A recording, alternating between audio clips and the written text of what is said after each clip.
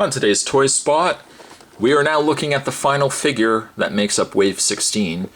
Today we're looking at figure 3 of Wave 16. We're looking at DC Universe Classics Riddler.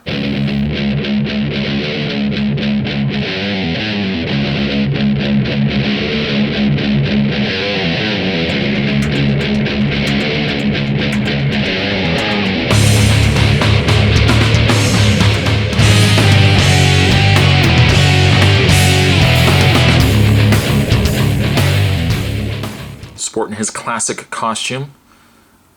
Riddler here comes with the final piece to Bane. What is that piece? What is it, you say? Arm? Well, you're just going to have to wait and find out, my friends. The one thing I have to point out about the package, aside from it being standard packaging, is the fact that they've included these question marks actually part of the bubble, which I think is really, really neat. Down below we've also got some more question marks.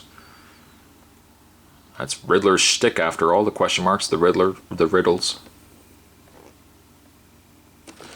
On the back, we've got a nice picture of Riddler there. The biography on Riddler says Edward Nygma had been a cheat all his life, especially when it came to the solving of puzzles. He turned this into a career by running a crooked carnival puzzle game, but Nygma, yearning for greater glory, decided to use his love of riddles to match wits with the Gotham City Police and Batman, sending them fiendish, complex clues to their forthcoming crimes as the Riddler. First appearance, Detective Comics 140, October 1948. Real name, Eddie Nashton, a.k.a. Edward Nygma. Occupation, professional criminal. Base of operations, Gotham City. Special abilities, genius intellect, driven by need to test his wits against law enforcement by leaving clues to his planned crimes. Down below you'll see the other figures that make up Wave 16. We've got Jonah Hex, the Creeper, the Riddler. We have not one, but two Robins, Mercury, and finally Azrael Batman. There's also this guy right here. I believe his name is Bane. And gotta say, really, really looking forward to getting him put together. And he will be put together as soon as I stop talking about the packaging and I get this guy opened up. So why don't we just do that? We'll get this opened up, we'll have ourselves a look at the Riddler, and we will add the final piece to one big puzzle, and that is when is Bane going to be complete? The answer is right after this. Stay tuned. And before we look at Riddler, let's have a look at the final piece. The final piece to this masterpiece they call Bane. We got ourselves the Crucial Arm of Bane. The final arm, and also the arm with the venom tube. So let's bring him in. Hold on a second there, Riddler, we'll get right to you. We'll take the arm, we'll take the arm socket, put the two together, apply a little force. Oh, there goes the arm. Let's apply a little more force, how about that? And with that little snap, we've got ourselves a completed Bane. Let's put the little cherry on the top of the sundae here, and let's plug the cord, the venom tube, into the back of his mask. And like that, my friends, we have ourselves a completed Bane. Oh, I'm not even going to say it. I'm just going to wait until I do a review of him, but I'm already happy. I'm a happy, happy man. All right, let's have a look at Riddler. Now, I've kept the Riddler in the pose that he was in the packaging. In fact, this might be probably the pose I'm going to keep him in when I do when I put them eventually on display. May not happen right away, but when they eventually go on display, bet your bottom dollar, this is how he's probably going to be displayed. Take the cane out. He does come with a cane, a question mark cane. The same cane actually that was included in, I believe, DC Universe Wave 5 Riddler, the Walmart wave. So not really much new there. However, I mean, it's not necessarily a bad thing. We'll put that aside. Let's have a look at the Riddler, which, I gotta say, looks awesome. He is a fantastic looking figure. It's a matter of preference, I think, by some people as to which Riddler they prefer. Most people, some people, maybe not everybody, but some people prefer him in the business suit with the tie and the hat, how he looked in the 90s Batman animated series. Personally, from an old school collector, I prefer Riddler in the jumpsuit.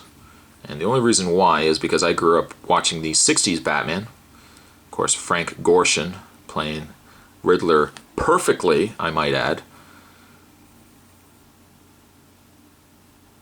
Guy played Gomez, stepped in for Riddler a couple episodes, but Frank Gorshin really defined the role of Riddler. And he had this very same suit. They gave a similar suit to Jim Carrey in the Batman Forever movie. Jim Carrey wasn't bad, but for me, Frank Gorshin will always be Riddler. Robin Williams, I think, could have made a good Riddler too, but we're getting off topic. We always get off topic here on the review spot. I'm notorious for that. But he's got this really, really nice bright green. This also harks back to the Superpowers. Well, not quite Superpowers. It was the continued superhero line from Superpowers of Riddler.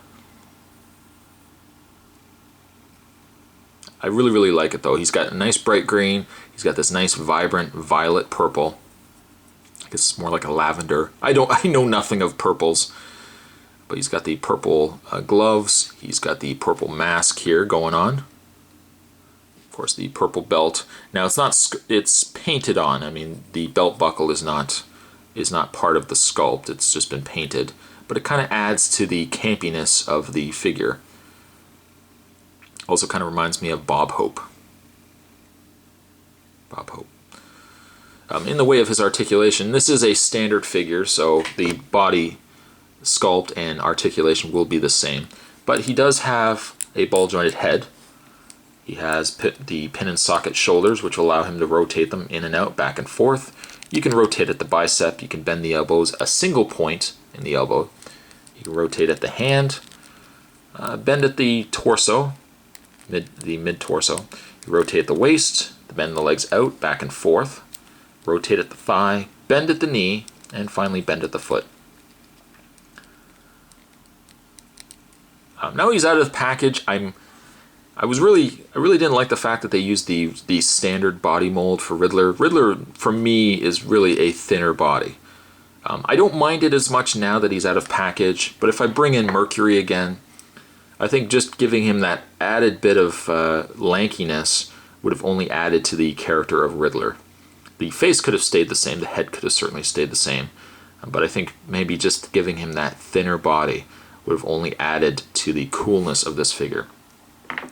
Despite the fact that I think they used the wrong body mold, Riddler is awesome. As an old school fanboy of the Batman characters, getting Riddler in a jumpsuit, I prefer this Riddler over the other Riddler that was released. This is probably one of the figures I really wanted to get out of this wave the most, certainly aside from the Robins and of course the Collect and Connect Bane.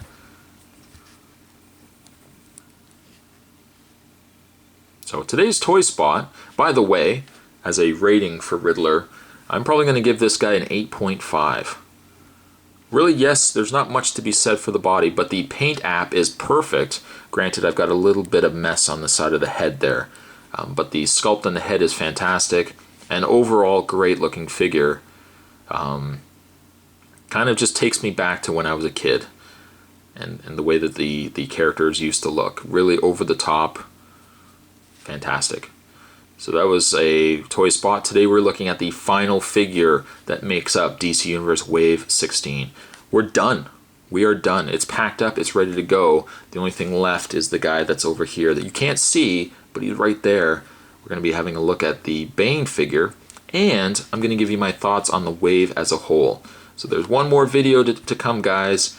Hopefully you guys stick around for that. And in the meantime, I'm going to wrap this video up, and I will see you guys next time. Later.